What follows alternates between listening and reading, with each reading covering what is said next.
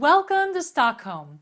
I had the good fortune to be able to visit this very beautiful city many years ago, and I have chosen this country to be the backdrop for our discussion on the Scandinavian interior design style. Calm, pure, clean, and functional. This is the epitome of Scandinavian style, or as some call it, Scandi style. The Scandinavian style is about creating a clean and very functional aesthetic. Now, this style originated in the 1950s and regained a strong popularity in the 1990s, which it very much still retains today. This style represents the design styles of the Scandinavian countries, which include Sweden, Finland, Norway, Denmark, Iceland, and the Faroe Islands. So, who is this style ideal for? I would say it's perfect for those who like tidy interiors, minimal ornamentation, and an understated elegance. So let's talk about how you achieve this design element by design element. First, to the defining furniture characteristics. This design aesthetic is very much like the mid-century modern style, with very clean lines, smooth rounded edges, and splayed taper legs on most of its furniture. Nearly all of the furniture in this style is composed of wood and is usually low profile. Another common furniture element is the use of multi-level storage. Some of the classic pieces you will frequently see in the Scandinavian style include the Eames chair, the DSW chair, the Jacobsen 7 chair for its simplicity, leather slingback chairs to add warmth to the space, and the Jacobsen style egg chair for its very cool factor. Like we saw with the Mediterranean style, you'll often see a poof in pictures of Scandinavian rooms. Although these poofs are frequently made from cotton, twisted rope for that added warmth for the room. As I stated earlier, there is a lot of wood in this style, particularly the lighter colored woods of beech, pine, and ash. Of course, just like with any neutral color scheme, it's important to use a lot of texture, which this style definitely does. You'll see texture primarily in the liberal use of a variety of natural materials like wool, cotton, linen, and leather, which are greatly favored over synthetic materials. You will see these materials used in places like wool or sheepskin rugs, thick knitted cotton blankets, mohair throws, and linen, cotton, or leather covered furniture. In the Scandinavian color scheme, white definitely rules. Now, why do you think that is? Do you think it's because A, they love snow? B, they are trying to get the space to appear as bright as possible? Or C, it keeps their decorating decisions simple? Well, the answer is simple. It's to make the space appear as bright as possible, even on the gloomiest of days. And white absolutely does that beautifully. So white is used generously in all types of furnishings, and the walls are nearly always white. And I would say that black is one of the more common accent colors you will see. Other common neutral colors in Scandinavian color schemes include grays and browns. Yellow, red, and blues are commonly used as accent colors in places like rugs, pottery, pillows, artwork, accent chairs, and kitchen backsplashes.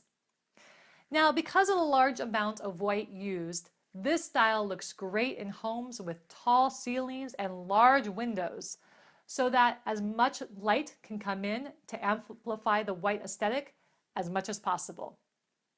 Now, patterns can be used in this style, but truthfully, they are not very common, although I have seen some rooms using black and white stripes more recently.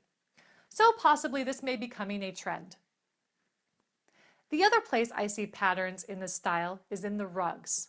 However, focus on simple, understated patterns or muted colors rather than those loud, busy, or bright ones. Windows, as you may guess, are generally left bare of window coverings to let in as much natural light as possible. But to add to that feeling of understated elegance, windows are often framed in a high-quality window casing. Also, some people call this window molding. Same thing. If window coverings are used, they are light fabrics like linen and sheer materials in pale colors. Now, flooring is easy in the Scandinavian style. It's wood.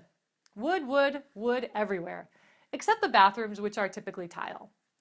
And they are often heated for those very cold winters. In terms of the color, the wood floors are definitely generally light in color, either left in their natural finish or painted white even. I've also seen some gorgeous Scandinavian spaces with wood floors done in a herringbone pattern. Wall-to-wall carpeting is definitely not part of this aesthetic normally. Area rugs, however, are a must in various natural fibers such as cotton, wool, or sheepskin. To contrast with those white walls, definitely choose some brightly colored artwork. Consider large abstract paintings or a gallery wall with a bright coordinated color scheme. Now let's talk lighting. I cannot emphasize how important lighting is to the Scandinavian style. And I'm not just referring to natural light, but artificial light as well. Great lighting is definitely one of the key design elements of this style. Remember, this style originates from a cooler part of the world with sometimes as little as 7 hours of daylight in the winter, so light is cherished and squeezed as much as possible. I know I would be doing that. Various types of light fixtures used include cool branching chandeliers or other interesting architectural light fixtures. Large round paper lanterns, simple chrome wall sconces, oversized copper or brass pendant lights, arching floor lamps, tripod floor lamps, and contemporary track lighting. Candlelight is also very commonly used in this style. Now, to help with the disbursement and reflection of light throughout your space, definitely hang mirrors across from windows, just like we talked about in the coastal chic style. Another important design feature of this style is the use of plants and flowers throughout the space, particularly tulips, which is one of my very favorite flowers. Also, a simple twig wreath hung on your door would be right on point from a style perspective. Now, the final important design guideline is this: declutter, declutter, declutter. Not only declutter, but also be sure to incorporate the use of negative space, much like with the modern French style. If I were asked to design a Scandinavian style kitchen, I would be sure to include the following elements. First, I would use white flat paneled kitchen cabinets with chrome hardware. For the countertops, I would use either butcher block or solid colored stone in gray or black. I would use stone or white subway tile for the backsplash. Simple drum pendants, perhaps in a fun color like yellow or red, for the lighting, of course. And finally, not surprisingly, stainless steel appliances. Now, let's go ahead and take a look at a Scandinavian style room together. What classic Scandinavian elements do you see?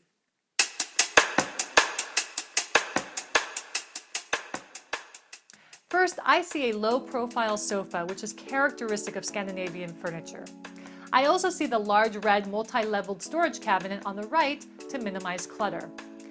Most of the room, of course, is white. Everything from the walls and the countertops in the foreground to the drum shade on the light and the chairs at the dining table. We also, of course, have wood floors and no window coverings to maximize the amount of light into the room. Did you notice anything else? What about the track lighting on the ceiling near the sofa and the bookshelves? You might remember that this is another common light source in a Scandinavian style room.